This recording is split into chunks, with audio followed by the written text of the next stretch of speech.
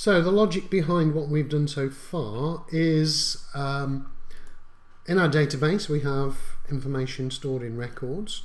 We pull that information out using PHP.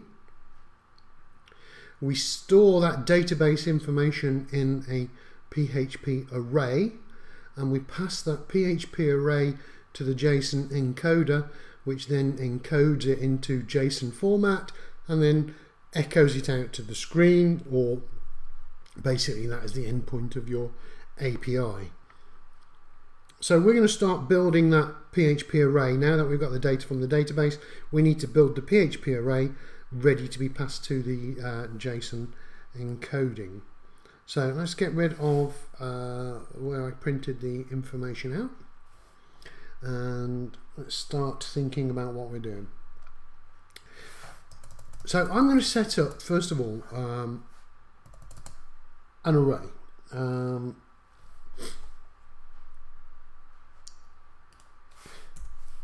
Now, the word that I'm going to choose here, and you can choose anything to call your array, but I'm calling it as response.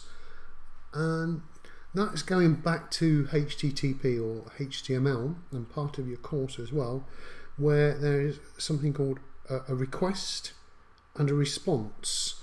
And you might also find these words in sort of your Android or your iOS processing, where you make HTTP requests and you receive a HTTP response.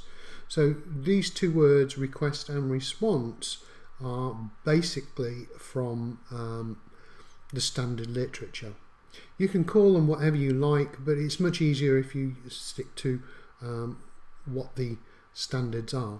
So if you are sending a HTTP request, remember a request is where you use a question mark and what comes after it. That's called a request.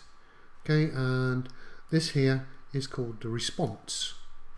So we're going to be using those terms to help us work out what we're doing and building the arrays. So the first thing is I want to have an array. So I'm going to declare it as an array, but I'm going to give it a name. And this one's going to be called person. So this is going to represent the table. This is an array which represents the table. And if we think about it back here, okay, I am actually building this part of the JSON. Okay, and it's going to be an array of elements.